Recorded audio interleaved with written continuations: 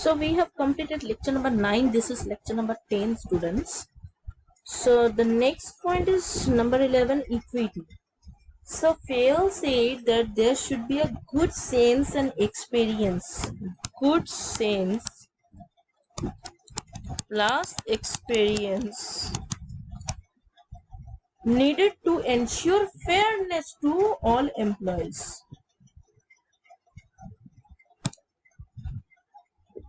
To ensure fairness to all employees.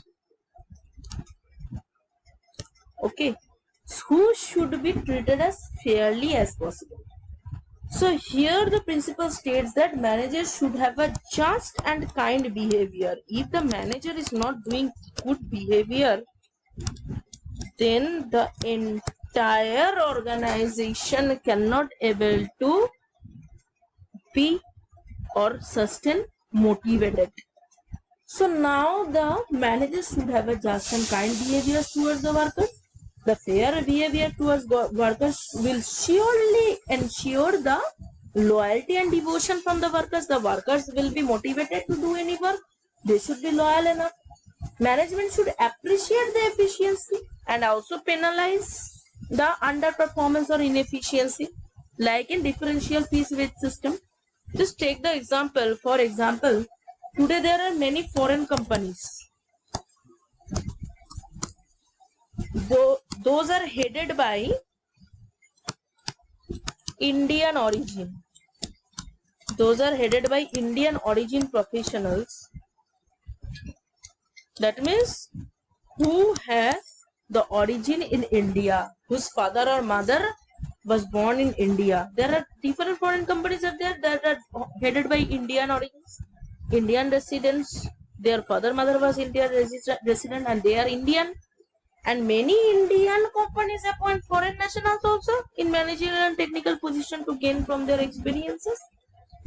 So likewise, that there should be an equity. If it is so that the foreign, we are just employing a foreign professional for our organization, then we will not treat with them good, equitable way because they are not Indian.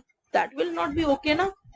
So every worker should be treated well. They should be respected for. Okay. Now, next is number 12, stability of personnel.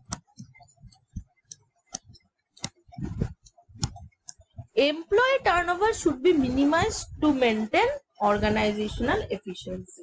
These are the headlines. Just if you just note this from the book which I will send to you, from the writing to your copy, then you will see these are the headlines. The question may comes like this: employee turnover should be minimized to maintain organizational efficiency. Where it has been told, which point suggests this? So this principles of stability states that the selection procedure should be framed in such a manner that it is able to select the personnel who are most suited for the job. So right person should be selected for the right job. The staffing should be made very carefully. Appropriate training should be provided to them before joining the work. Now many companies, you can see the many PSUs are there, even many private companies are there, government companies are there, to appoint people after conducting the written test examination. Written test first, written test will happen, then only the interview procedure will go on. Then the employee has to sign a bond that for 2 years of contract, 3 years of contract, I will be in your organization, like this. So this is known as the stability of personnel. Okay. Number 13 is initiative. The workers should be encouraged to develop and carry out their plans for improvement. For improvement, they should be given the right to innovate. Innovation is important, and for that, encouragement is important.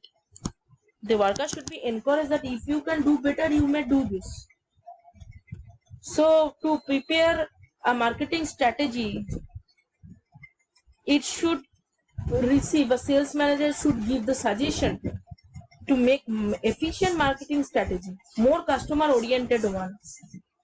So That is known as the initiative or innovation. Next, number 14 and the last is, but the important is esprit de corps. It means management should promote a team spirit.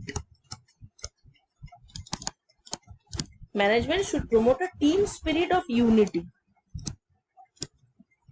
and harmony among the employees. Team spirit and harmony should be promoted among the employees. He states that the teamwork should be promoted for effective coordination and realization of the organizational goals. I should be replaced by we here. We always used to tell, na, I will do this, I will, not I. Here we will be used. I should be replaced with we. So if management formulates plans and policies after discussing with the employee representative, it will give employees a sense of responsibility to follow the policies, right? When we will discuss that these things are to be done, so suggest the ways how it could be done better. So this will just allow a sense of responsibility among the employees as well. So this was the basically more or less completion of the chapter. Only one thing is the comparison. The 14 points are over. Henry Fayol. Now the comparison of Taylor and Fayol. Whatever points you have studied, that will be the comparison. Just make the comparison like this: F.W. Taylor and Fayol. Henry Fayol. See, if we see that in terms of personality, so F.W. Taylor was a scientist and Henry Fayol is a practitioner. Okay. Concept was what? F.W. Taylor, scientific management. He has established scientific management here. General theory of administrative management.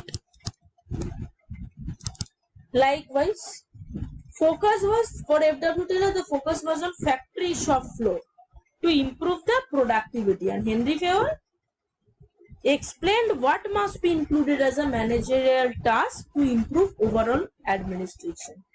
The Taylor's principle was about on the basis of observation, experiments and all these things, and Henry Fayol, it is based on the personal experience while working, because he was on the job when he has made this principle. So here unity of command. F.W. Taylor, he believed that in functional foremanship, where the workers should receive the commands and instruction from more than one specialized bosses, but Henry Fayol, that every individual should have the one boss only, and all the directions and communication should come from that boss only. An application in F.W. Taylor, it is applicable to the business enterprises that are engaged in manufacturing activities, and Henry Fayol, it is applicable to all kinds of business enterprises. Manufacturing, it may be manufacturing, it may be trading, or it may be service organizations. So that is the end of the chapter, students. Principles of management. We have ended the chapter. So this was lecture number 10, and there are 10 lectures in chapter number 2, that is principles of management. Then we will move towards the next chapter. After this, we will move towards the next chapter in the next lecture.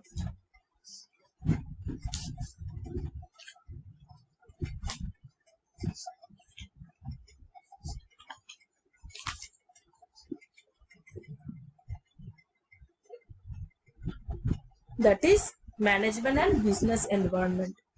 Till then, you complete this chapter number 2.